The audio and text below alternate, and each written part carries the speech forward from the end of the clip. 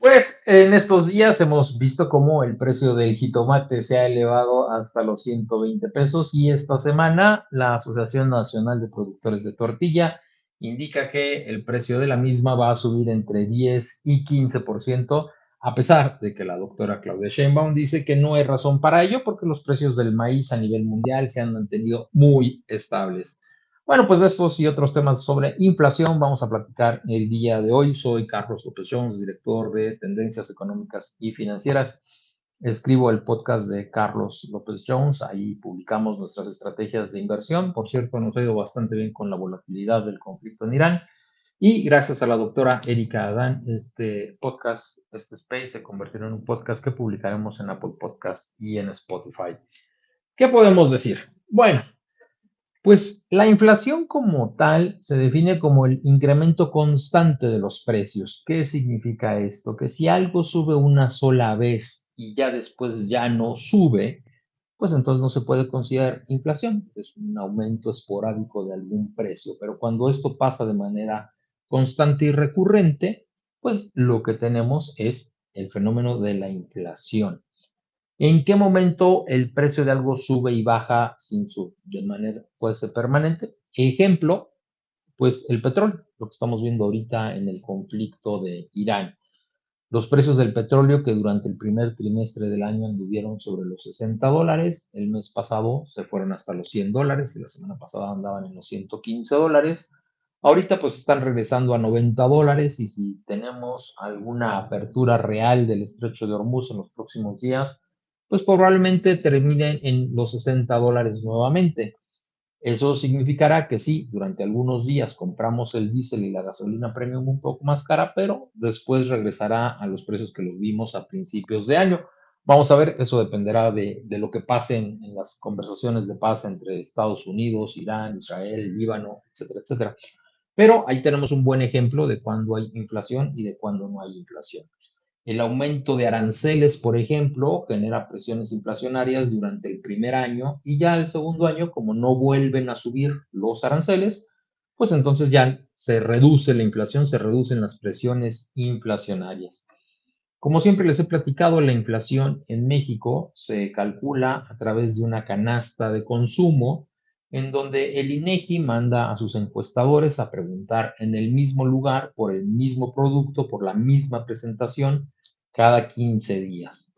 Y de esa manera pondera bajo la otra encuesta que se llama Ingreso-Gasto de los Hogares de México y dice, bueno, pues para una familia de clase media, esto es una familia que gana en México entre los 10,000 y los 15,000 pesos, ¿cuánto destinan de su gasto a cada cosa? ¿Cuánto destinan, por ejemplo, a jitomate, a cebolla, a chile serrano, a tortilla, a cilantro? Son productos que están sobreponderados en nuestra canasta, el pico de gallo y la tortilla. Y a partir de ahí, bueno, estima qué tanto subió para una familia promedio el costo de la vida.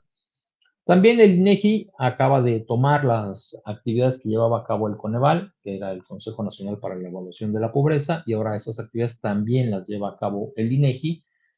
Y el INEGI tiene, bueno, el Coneval tenía dos maneras de medir la pobreza. Algo que llama canasta alimentaria, es decir, cuánto dinero necesita gastar una persona en México por lo menos para cubrir sus necesidades muy básicas de alimentación, otra vez, muy básicas, porque es una persona en pobreza extrema, hay que entenderlo.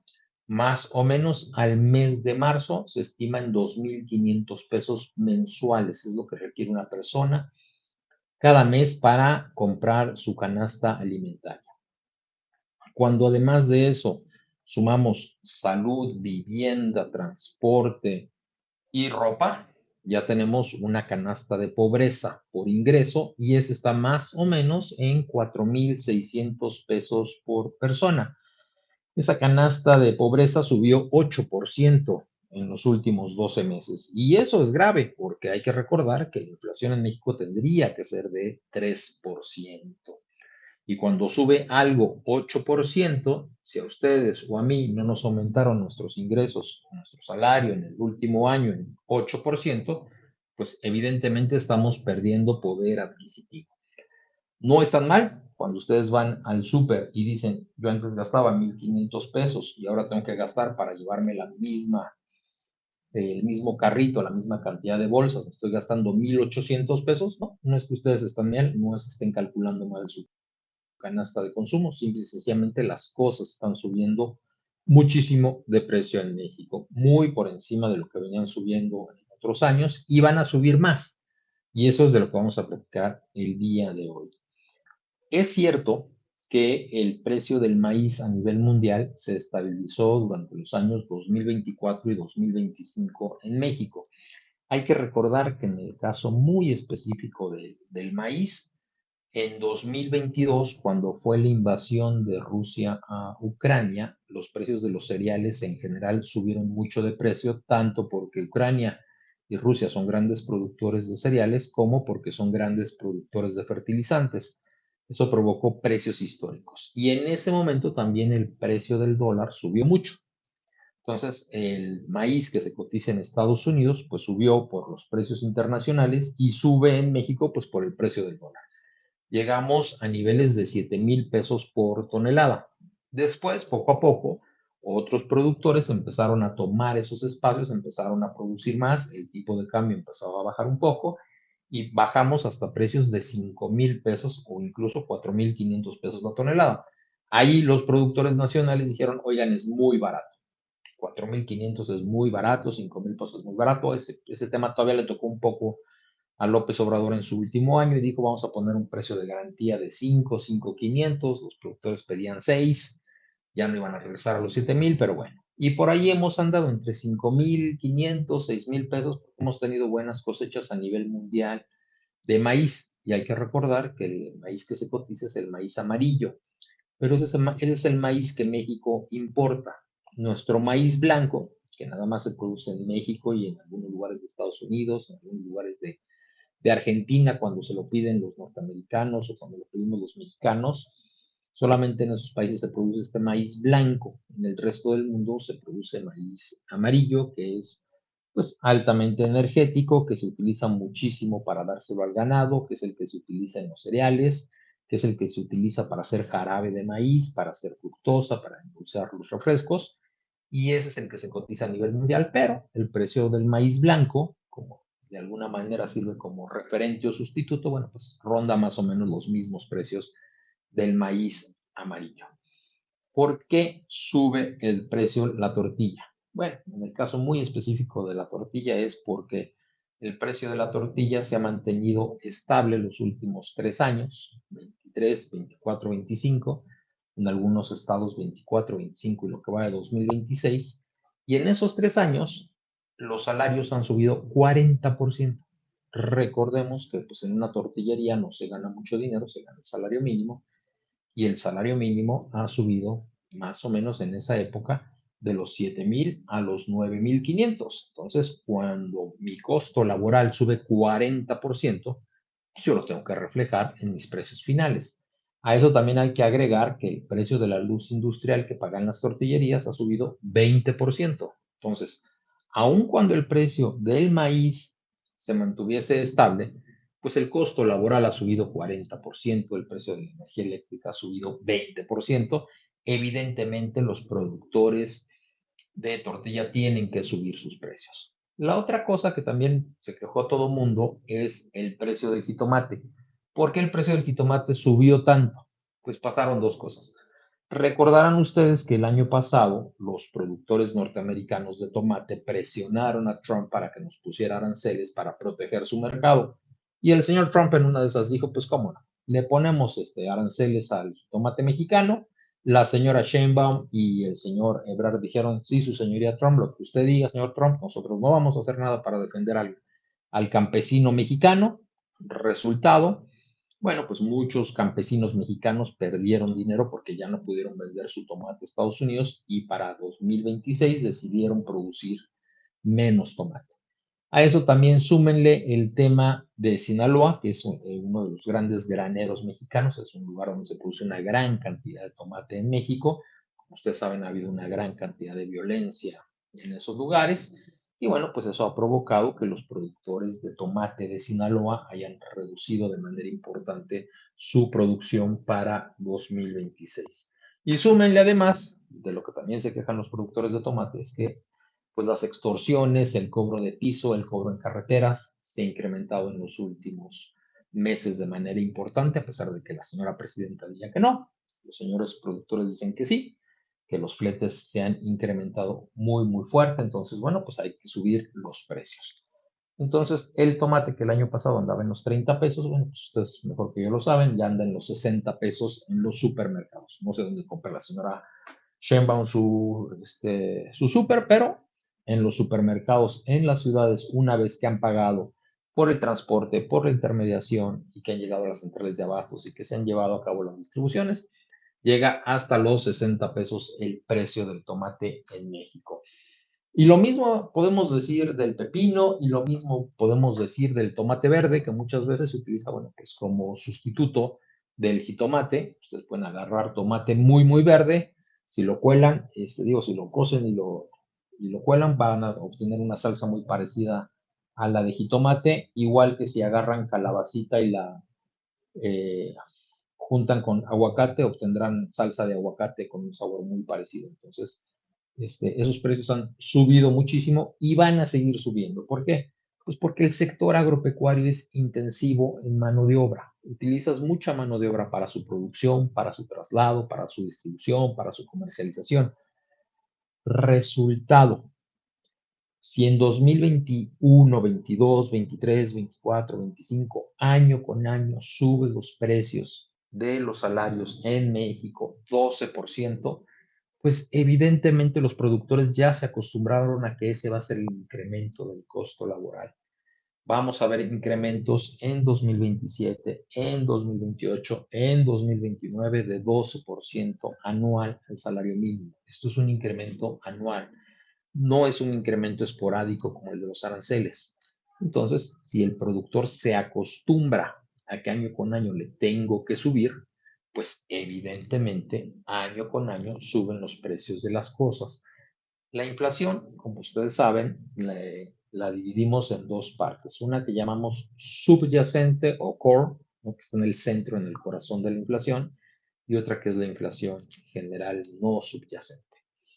La subyacente tiene esos precios que no suben y bajan cada mes, como cuáles, pues los alimentos procesados. Si ustedes van al súper, pues la mayonesa, la mostaza, las salsas envasadas, no sube mes con mes. En cambio, pues si ahora llueve mucho, pues porque subió mucho, digo, porque llovió mucho, el precio del jitomate sube, y si llovió poco, pues porque el precio del jitomate, porque no llovió, pues también hay alzas del precio del jitomate. Y de repente, pues llegan más camiones de jitomate y entonces el precio del jitomate baja, ¿no? Entonces, los productos volátiles que cambian mes con mes, pues no tienen no son tan buena referencia de lo que realmente está pasando con la trayectoria de la inflación.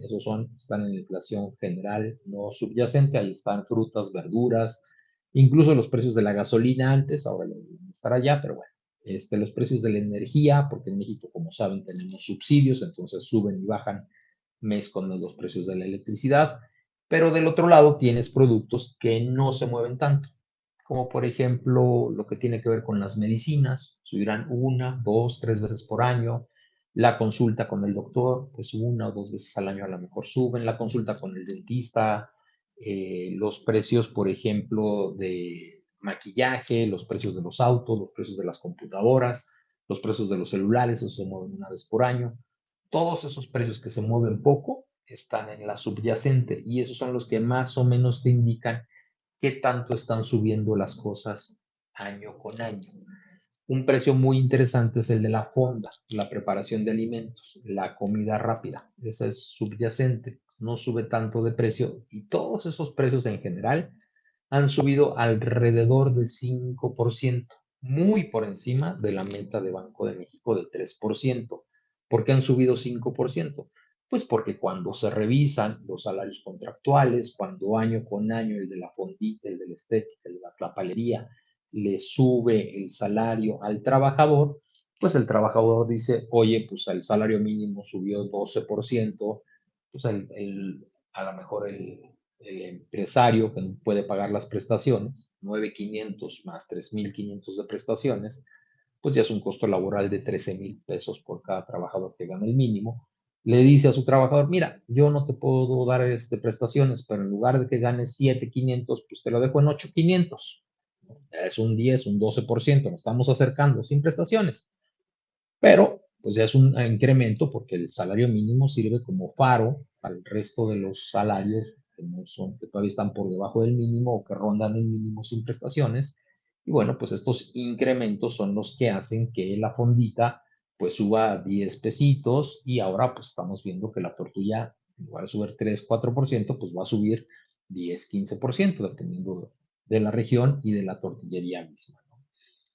¿Qué es lo que debería de suceder en México? Bueno, pues la verdad es que Banco de México no puede hacer mucho cuando es un tema de oferta, cuando es un tema de, bueno, pues los precios subieron porque subieron los salarios, pues por muy alta que esté la tasa de referencia, pues la verdad es que no van a subirlo ni van a bajar los precios, ¿no? No se mueven.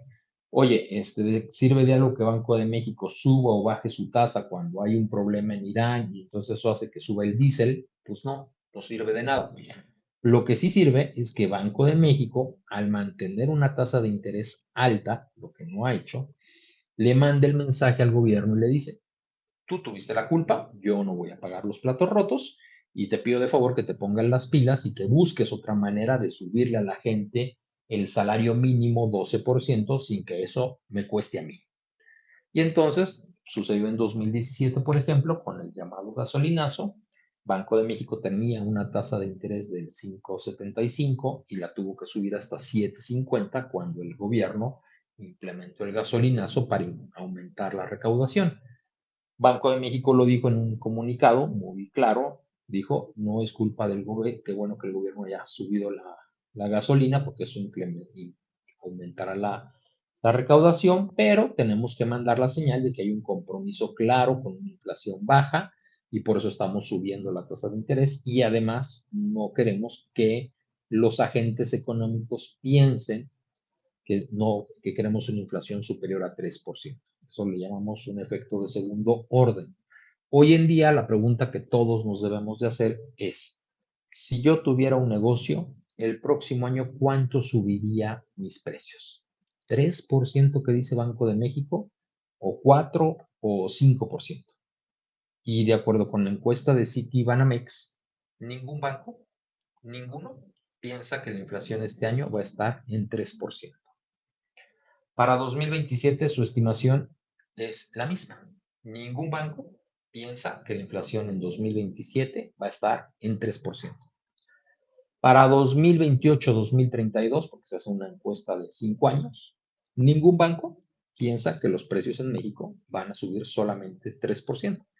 Todo el mundo anda viendo para este año una inflación arriba de 4% y para los próximos años arriba de 3,5, alrededor de 3,7, 3,8 en promedio en los próximos 5 o 6 años. Banco de México evidentemente ya perdió la narrativa, ya perdió el anclaje inflacionario, como le llamamos, pues por lo que ha estado haciendo.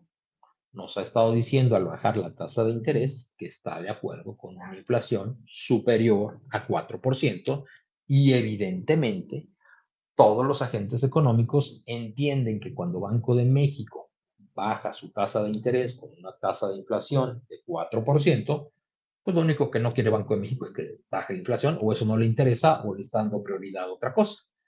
Banco de México, como lo hemos platicado muchas veces, pues lo que le quiere dar prioridad es al crecimiento nacional. La economía está estancada. Entre ayer y hoy tuve que estar en un par de plazas comerciales. Ayer a las 2 de la tarde pasé por 6 locales comerciales en fila y ninguno tenía un solo cliente.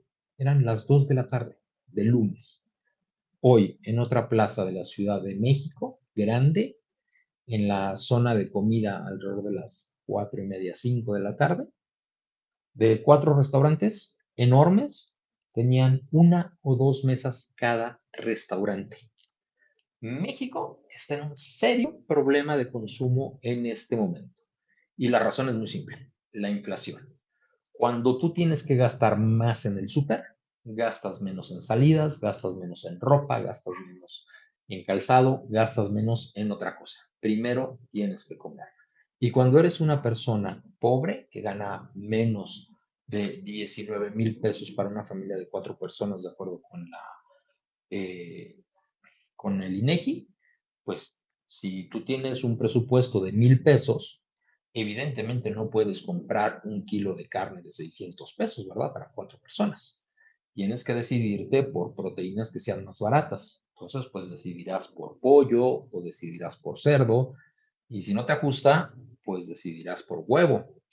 Y si eso no te gusta, bueno, pues es momento de regresar a los frijoles, ¿no? La señora Sheinbaum decía que México es un país frijolero, lo cual, por cierto, en 2026 ya eso no es cierto, eso era un dogma del año 2000, en ese momento sí éramos frijoleros, México sí tenía un gran consumo de frijoles en el año 2000, hoy eso ya no es cierto, pero bueno, pues probablemente si la inflación sigue rampante como hasta ahorita, pues evidentemente tendremos que aumentar nuestro consumo de frijoles o de sopas Maruchan, porque también los frijoles pues ya han subido bastante de precio.